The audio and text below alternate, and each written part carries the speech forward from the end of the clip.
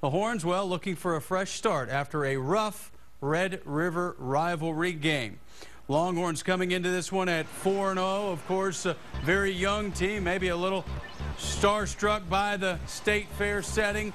Quarterback David Ash with that wristband already ready to go as he walked into the Cotton Bowl, and then they come out of that tunnel to a sea of crimson and burnt orange. And one thing the young quarterbacks have done, avoid turnovers. Didn't happen. Already down 3-0 when Case McCoy is leveled, and that leads to another field goal. It's 6-3 when Landry Jones starts to warm up.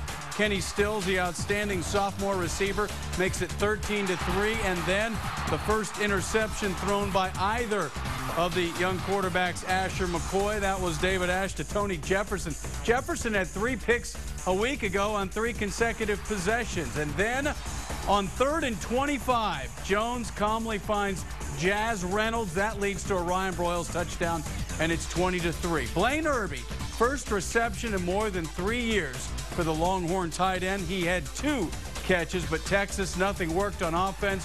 All the misdirection. Oklahoma was there. Miles Onyebule tackled for a big loss.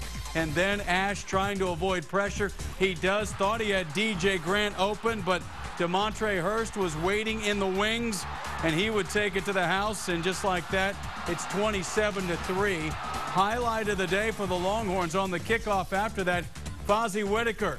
Whitaker actually a couple of yards deep in the end zone, makes a move on the kicker, Patrick O'Hara, and he's gone. Officially 100 yards. Longest since Johnny Lamb Jones went 92. Longhorns a little momentum at 27-10. Problem is they gave OU time. And on 3 consecutive passes, Jones with the blitz in his face finds Jazz Reynolds over the middle. And then it's Jones to Ryan Broyles right over the middle. Broyles now 3 receptions shy of the all-time NCAA record. The 3rd of the trifecta. Jones again to Stills, and that makes it 34-10 at the half. 31 seconds to go when they march down the field. Second half, more of the same. Mike Davis has it. Mike Davis doesn't have it. Jamel Fleming with the strip.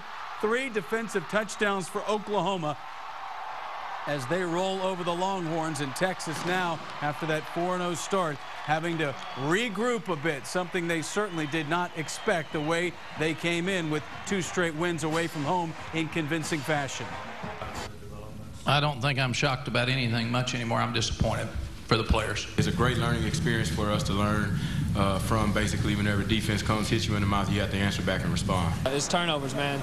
You can't turn the ball over in a game like this, especially 5 times, and win a game, especially when Oklahoma plays the way they did and did the exact opposite. And Oklahoma's a great team, great offense, great defense, man, and they deserve every bit of ranking that they have. It's hard on the defense, and whenever the offense puts the defense in that kind of situation, it just makes it tough.